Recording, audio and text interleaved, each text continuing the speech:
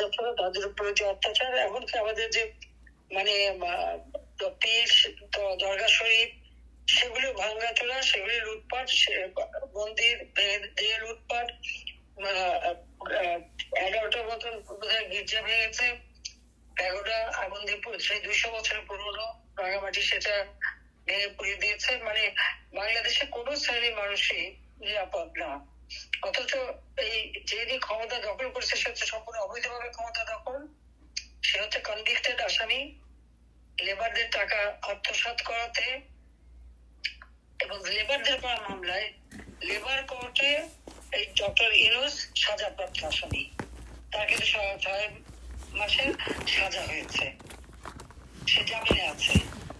সে আজকে ক্ষমতায় বসে তার যে পেটোয়া বাহিনী সব জায়গায় লাঠি সোঁটা অস্ত্র প্রকাশ্যে মানুষের উপর নির্যাতন। আমি প্রতি জেলায় কথা বলছি, ইউনিয়ন পর্যায় পর্যন্ত আমাদের নেতা কর্মীদের উপর অত্যাচার নির্যাতন। আর মাইনরিটিদের উপরে তো সবসময় নির্যাতন করে, আর কিছু বলে না এটা তো মাইনরিটি কথা না, এটা হচ্ছে রাজনৈতিক। রাজনৈতিক বলে কি এইভাবে সে অত্যাচার নির্যাতন করবে? তার কাছে তো এই প্রশ্নটা রাখা উচিত যে রাজনৈতিক বলে সে এটাকে কাটাতে চায়। কিন্তু প্রশ্ন হচ্ছে যে বাংলাদেশের মাল্টি পার্টি সিস্টেম, সেখানে রাজনৈতিক অপরপক্ষের রাজনৈতিক নেতা কর্মীদেরকে এইভাবে নির্যাতন করবে কেন? সেটা তো করতে পারে না। সাধারণ মানুষের জীবনে নিরাপত্তা তো দিতে পারছে না। আজকে রাজনীতি করার অধিকার তো সব দলেরই থাকতে হবে, কিন্তু বাংলাদেশে সম্পূর্ণ স্বেচ্ছাচারিতা চলছে। আমাকে ফ্যাসিবাদ বলা হয়। আজকে আমি সবাইকে বলবো আপনাদের তুলনা করুন তো, আমার সময় সাধারণ মানুষ বা অন্যান্য রাজনৈতিক দল অথবা পেশাজীবী, যেমন সাংবাদিক, আমাদের সংখ্যালঘু সম্প্রদায়, সাংস্কৃতিক সম্প্রদায়, পুলিশ বা আইন শৃঙ্খলা রক্ষাকারী সংস্থা, এমনকি আমাদের সশস্ত্র বাহিনী, সরকারি কর্মকর্তা কর্মচারী, তখন তাদের বিরুদ্ধে কার বিরুদ্ধে কত মামলা বা কতজনকে মানে নির্যাতন করা হয়েছে, কি কি করা হয়েছে, আর এখন ইউনূস ক্ষমতা আসার পরে গত 7-8 মাসের মধ্যে কতজনকে হত্যা করা হয়েছে, কত সাংবাদিক, সংখ্যালঘু সম্প্রদায়, পুলিশ, আনসার, এমনকি সাংবাদিক থেকে শুরু করে সাংস্কৃতিক কর্মী, তাদের উপরে শত শত কর্মীদের উপরে, আর এই সংস্কৃত সেবীদের উপরে, সবার উপরে, সাংবাদিকদের উপরে চরম নির্যাতন, চাকরি হারিয়েছে সব সরকারি অফিসারদের। 53 জন খালি যারা আমাদের মানে সচিব ছিল তাদের বিরুদ্ধে মামলা, 3 জন প্রিন্সিপাল সেক্রেটারি, 4 জন তাদেরকে অ্যারেস্ট করে, 3 জনকে অ্যারেস্ট করেছে, তাদের বিরুদ্ধে মামলা, ক্যাবিনেট সেক্রেটারি তাদের বিরুদ্ধে মামলা, সেনাবাহিনীর হায়ার অফিসার যারা ছিল, বিভিন্ন গোয়েন্দা সংস্থায় কাজ করতে বা যারা যেখানে কাজ করতে দায়িত্ব পালন করেছেন তাদের বিরুদ্ধে মামলা, তাদেরকে নানা রকম হয়রানি করা। আর সবচেয়ে বড় কথা হলো যে প্রশ্নটা সব থেকে বেশি, সেটা হলো 1971 সালে পাকিস্তানি হানাদার বাহিনী যে গণহত্যা শুরু করেছিল, নারী ধর্ষণ, গণহত্যা, লুটপাট, অগ্নিসংযোগ, যারা যুদ্ধ অপরাধী তাদের বিচার হয়েছে। তাদের বিচার করবার জন্য আইসিটি প্রতিষ্ঠা করা হয়েছিল। স্বাধীনতা পরপর এটা শুরু করেছিলেন জাতির পিতা, কিন্তু এর মধ্যে সাজাপ্রাপ্ত ছিল আর অনেকে তো পাকিস্তান গোলাম আজম থেকে শুরু করে পাকিস্তানি পাসপোর্টেই চলে গিয়েছিল পাকিস্তানে। 75 সালে জাতির পিতা মোহাম্মদ শেখ মুজিবকে হত্যার পর বাংলাদেশ তো আদর্শ থেকে বিচ্যুত হয়ে যায় এবং এই যুদ্ধ অপরাধীদের ছেড়ে দেওয়া হয়, 7 খুনের আসামিকে ছেড়ে দেওয়া হয়, বিভিন্ন মামলার আসামি তাদেরকে এদেরকে ছেড়ে দিয়ে দেশে একটা অরাজক পরিস্থিতি সৃষ্টি করেছিল। ঠিক একই ঘটনা আজকে আমরা দেখতে পাচ্ছি। যত জঙ্গি সন্ত্রাসী, তাদেরকে খুনের আসামি, গ্রেনেড ছোড়া আসামি, 10টা হত্যা মামলার আসামি, এরকম নানা ধরনের আসামি যারা দুর্নীতিতে সাজাপ্রাপ্ত আসামি, তাদের সবাইকে ছেড়ে দিচ্ছে। আর নিরীহ মানুষগুলি আমাদের যারা নেতা কর্মী, সংখ্যালঘু সম্প্রদায়, সাংবাদিক থেকে শুরু করে সকল পুলিশ, আইন শৃঙ্খলা রক্ষাকারী সংস্থা, এমনকি সেনা বাহিনীর কর্মকর্তা, তাদের মধ্যে মামলা, তাদের উপরে অত্যাচার। তাহলে স্বেচ্ছাচারী কে? সবাইকে বলবো তফাৎ একটা তুলনা করে দেখেন, অন্তত 2009 সালে আর 2008 নির্বাচনে আমি 233টা সিট পেয়ে সরকার গঠন করি। 300 সিটের মধ্যে বিএনপি পেয়েছিল মাত্র 29টা সিট, পরে একটা উপনির্বাচনে। এরপর থেকে নানা ধরনের চক্রান্ত শুরু, আর এই চক্রান্তগুলি মোকাবেলা করে করে বাংলাদেশটাকে আমরা উন্নত করেছি। 2009 থেকে আজকে এই 2024 পর্যন্ত বাংলাদেশের অর্থনীতি শক্তিশালী, মজবুত। আমরা দারিদ্রের হার কমিয়েছি। 2006 যেখানে 41% ছিল, সেটা আমি 18% নামিয়ে নিয়েছিলাম। অতি দরিদ্র অধিকার 25.1 ছিল, সেটাকে আমি 5 ভাগে নামিয়ে নিয়েছিলাম। এবং আমি যে কাজ শুরু করেছিলাম, মাত্র আর 20,000 ঘর আমি নির্মাণ করেছি। করে এই যে ভূমিহীন গৃহহীন মানুষগুলিকে যদি আমি ঘর দিয়ে তাদেরকে জীবিকা ব্যবস্থা করে দিচ্ছিলাম, ওটা যদি আমি শেষ করতে পারতাম, তাহলে বাংলাদেশের অতি দরিদ্র বলে কিছুই থাকতো না। আমি সেটাই মুজিব বর্ষে এটাই আমাদের সিদ্ধান্ত ছিল। মানুষের ঘরের কাছে আমি চিকিৎসা সেবা নিয়ে গেছি। কমিউনিটি ক্লিনিকের মাধ্যমে 30 প্রকার ওষুধ বিনামূল্যে দেওয়া হতো 1 কোটি পরিবারের জন্য। যখন ইনফ্লেশন বেড়ে গেল, আমি 1 কোটি পরিবারের জন্য পারিবারিক কাজ করে মাত্র 30 টাকা কেজিতে চাল কিনতে পারি, সেই ব্যবস্থা, ডাল তেল সব থেকে সেই ব্যবস্থা করে দিয়েছি। আমার অপরাধটা কি? লেখাপড়ায় 15টা বছর বাংলাদেশের মানুষ গণতান্ত্রিক অধিকার ভোগ করেছে। 15টা বছর বাংলাদেশ অর্থনৈতিকভাবে উন্নতি করেছে। বাংলাদেশ 2001 সালে উন্নয়নশীল দেশের মর্যাদা পেয়েছে। সুশাসন প্রতিষ্ঠা করেছি। দেশের মানুষের মৌলিক অধিকারগুলি সম্পূর্ণ চাহিদাগুলি আমি পূরণ করেছি। তারপর অবকাঠামোগত উন্নয়ন, গ্রাম পর্যায় পর্যন্ত যে উন্নতি আমি করে দিয়েছিলাম, এখন তো সেগুলি ভোগ করছে। আবার সেগুলো কিছু কিছু কাজ যেগুলি চলছিল সেগুলো উদ্বোধন করে, আর উদ্বোধন করে বলে যে আমি নাকি সব ইনস্টিটিউট ধ্বংস করে দিয়েছি। বাংলাদেশের যতগুলি ইনস্টিটিউট আমার হাতে করা, আজকে neuro, ENT, eye institute, kidney institute বা বর্ন ইনস্টিটিউট থেকে শুরু করে মেডিকেল সেক্টরে বা কারিগরি শিক্ষায়, এমনকি ডিজিটাল বাংলাদেশ, ওয়াইফাই কানেকশন সমগ্র বাংলাদেশে, প্রত্যেক ঘরে ঘরে বিদ্যুৎ, ব্রডব্যান্ড, বঙ্গবন্ধু স্যাটেলাইট, আধুনিক প্রযুক্তি জ্ঞান সম্পূর্ণ আমার তরুণ সমাজকে গড়ে তোলার জন্য কম্পিউটার ট্রেনিং এবং ইনকিউবেশন সেন্টার আমি করে দিয়েছি, তাদেরকে ট্রেনিং দেওয়া। ফ্রিল্যান্সার, তাদেরকে সার্টিফিকেট দেওয়া, তাদেরকে তাদের আইডেন্টিটি যাতে পায় তার ব্যবস্থা করা এবং তাদেরকে শিক্ষা দেওয়ার জন্য লার্নিং অ্যান্ড আর্নিং এই কর্মসূচি বাস্তবায়ন। মহিলাদের জন্য বিভিন্ন কর্মসূচি, আর তাছাড়া সোশ্যাল সেফটি নেট আমার 116টা প্রজেক্ট চালু ছিল, যেখানে আমি বিনা পয়সায় 30 কেজি করে যারা একেবারে চলশক্তিহীন তাদের জন্য মাত্র 15 টাকায় নিম্নবিত্ত যারা তারা যাতে চাল কিনতে পারে, খাবার কিনতে পারে, তাদের ব্যবস্থা, পুষ্টির ব্যবস্থা, চাল ডাল তেল লবণ বা মাংস মুরগি ডিম সবকিছুর উৎপাদন বাড়িয়ে বাংলাদেশকে আমরা উন্নয়নশীল দেশে নিয়ে এসেছিলাম।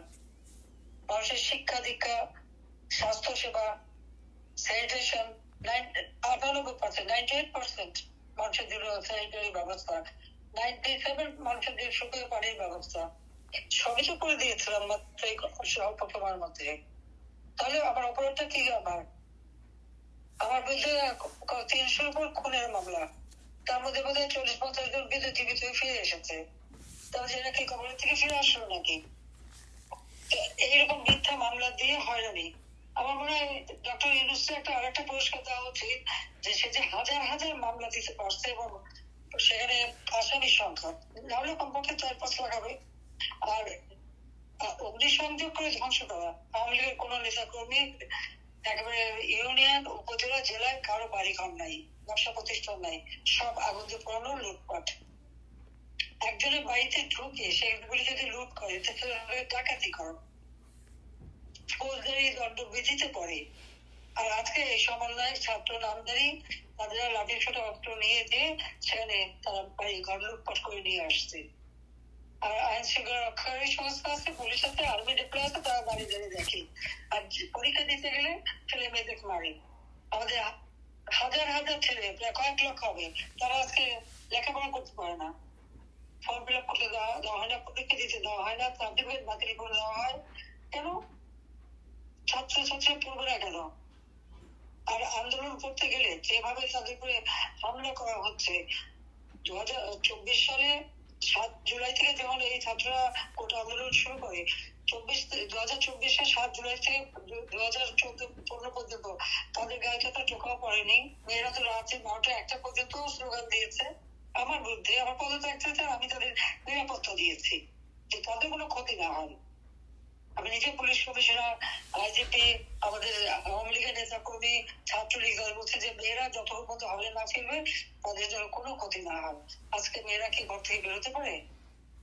সন্ধ্যার পরে থেকে বের হয় না। কাজের বুড়ারাও কাজে আসে না সন্ধ্যার পর। ডাকাতি, চুরি, যা জিনিস এগুলি চলছে, সমস্ত দেশটাকে ধ্বংস করে দিল একেবারে। আর আমার পর মেট্রো রেলে চড়বে, চড়ে আবার বলবে হ্যাঁ এটা তো শরীয়তারি করা। তো শরীয়তারি করা হলে কেন কেন?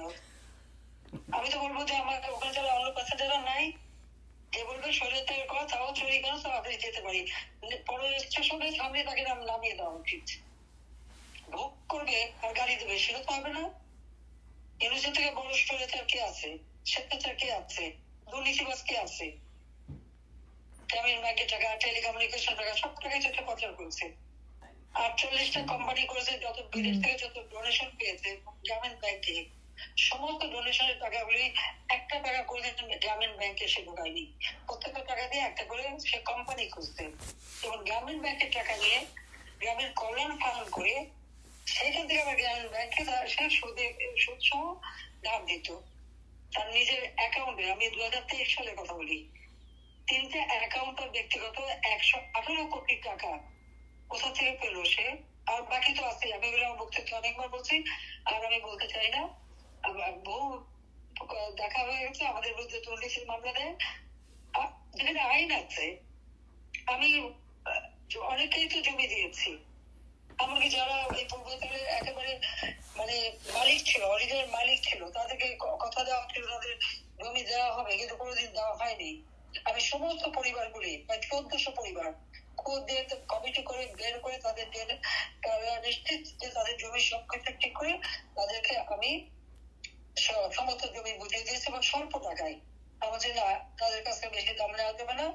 আমি নিজে দায়িত্ব নিয়ে দাম কমিয়ে, বলতে গেলে বিনা পয়সায় 3 কাঠা করে জমি মাত্র 70-75 হাজার টাকায় আমি তাদেরকে দিয়ে দিয়েছি, কারণ এটা তাদের নিজের প্রত্যেক সম্পত্তি ছিল, এটা অধিকরণ করা হয়েছে। সেই ক্ষেত্রে সেখানে আমাদের কিছু জমি অধিকরণ করা হয়েছে, আমি সেই টাকাতে কয়েকটা প্লট, কত 10 কাঠা করে একটা প্লট, কয়জনের নামে 60 কাঠা। আর এনুসের যে 68 একর অর্থাৎ 4080 কাঠা জমি পূর্বাচলে, সেখানে আবার সে একটা রিসোর্ট করেছে, তার নাম হলো নৈসর্গ। উত্তরে 5 একর জমি, মানে 15 বিঘা জমি সে তার নেওয়া। গুলশানে তার ফ্ল্যাট 9 কোটি টাকা দেখে না, তবে সে চলে গেছে, সবকিছু সে ট্রাস্ট নামে করে। Professor Yunus foundation, Yunus trust, Yunus অবক সমক নানা ধরনের করে টাকা ব্যবস্থা করে, এবং প্রতি হিসেবে তার যে টাকা এসেছে সেই হিসেবে আমি দিয়েছি বক্তৃতা, সেটা দেখবেন যে কত কোটি কোটি টাকার মালিক। আর এখনো তো আমি শুনলাম যে সে নাকি $5 মিলিয়ন প্রজেক্ট আমাদের বিরুদ্ধে বদনাম করার, আমার নিজে ক্ষমতায় থাকবে, ইলেকশন দেবে না, তো সবাই যেন বলে যে ইউনুসই থাক 5 বছর, এই কথা বলার জন্য সে আলাদা একটা প্রজেক্ট করে সেখানে ওইভাবে প্রচার করে জনমত 1 কোটি লোকের জনমত কিভাবে সে ভাড়া করবে সে ব্যবস্থা করে এই 11 তারিখ থেকে শুরু করেছে। এর হাতে বাংলাদেশের কোনো মানুষ নিরাপদ না, এখানে সংখ্যালঘু সম্প্রদায় কোনোদিনই নিরাপদ না। আজকে 1লা বৈশাখ সেটা সেভাবে উদযাপন করতে দেয়নি, কোনো উৎসব আয়োজন সবকিছু থেকে মানুষ বঞ্চিত। সারা দেশের মানুষের জীবনটা অবিশ্বাস উঠে গেছে। সে আয়নাঘর খোঁজে, আমি আয়নাঘর বানিয়েছি বলে প্রচার করছে, বিবিসি কে দিয়ে আবার নিউজ করালো। এগুলো একটু পরীক্ষা করে দেখলে হয়, গত 7 মাস ধরে এগুলি তৈরি করে এখন সেটা দিয়ে বদনাম করা হচ্ছে। কিন্তু বাংলাদেশ, গোটা বাংলাদেশটাই তো আয়নাঘর হয়ে গেছে এখন। বাংলাদেশের মানুষের তো অবিশ্বাস উঠেছে, একটা লোক কথা বলতে পারবে না, প্রত্যেকটা মিডিয়াতে তার এজেন্ট লাগানো, সেইখানে বসে বসে কেউ একটু শব্দ করতে পারে না। তার নিউজ সেন্টার থেকে যে কন্টেন্ট তৈরি করে দেবে, তার 40 জন আছে ভাড়া করা, 5 লাখ 7 লাখ টাকা 10 লাখ টাকা পর্যন্ত তাদের বেতন দিয়ে করে, তারা যেটা করে দেবে সেইটাই নিউজ দিতে হবে, তার বাইরে কোনো নিউজ দিলেই সোজা মানে ওই টেলিভিশন পড়াবে বা মালিকরা জেল দেবে। রিসেন্টলি আপনারা জানেন RTV যে চেয়ারম্যান তাকে কিন্তু গ্রেপ্তার করেছে, এবং বাকি তো যারা কিছু কোনো কথা বলতে পারবে না। আপনার কথা বলার স্বাধীনতা নাই, নিরাপদে চলার স্বাধীনতা নাই, নিরাপত্তা নাই, ঘরে শান্তিতে ঘুমাতে পারবেন না। কেউ বাজারে গেলে বসে থাকে, বাইরে গেলে যে ঘরে কোন সময় মানে এই সমন্বয় ছাত্র নামধারী এরা ঢুকে লুটপাট করবে সেই দুশ্চিন্তা ভোগে। তারপর হাজার হাজার শ্রমিক আজকে বেকার, 1100 ইন্ডাস্ট্রি বন্ধ, গার্মেন্টস শ্রমিকগুলি বন্ধ, ব্যবসায়ীরা গেলে টাকা নেই বলে দেয়, আর এদিকে তার যে কচিকাতার আসক যাদের লাঠির আর অস্ত্রের উপর নির্ভর করে লাশের পর লাশ পেলে সে ক্ষমতা এসেছে। কারণ ওই আবু সাইদ, মুগ্ধ এরা যারা মারা গেছে সবগুলি এরা তার ওই মেটিকুলাস ডিজাইনের অংশ। এই হত্যাকাণ্ডগুলি সে নিজে ঘটিয়েছে। যখনই 6 জনের লাশ পড়লো 16 তারিখে, আমি 17 তারিখে আমি প্রেস কনফারেন্স করলাম, আমি জুডিশিয়াল কাউন্সিল করে দিলাম এটা তদন্ত করবার জন্য। জাতিসংঘের কাছে আমি আবেদন করলাম যে তদন্তের সহযোগিতা পাওয়ার জন্য। এরপর যখন আরো ঘটনা ঘটলো, সাথে সাথে 1 আগস্ট 3 সদস্য বিশিষ্ট জুডিশিয়াল কমিটি করে দিলাম তদন্তের জন্য।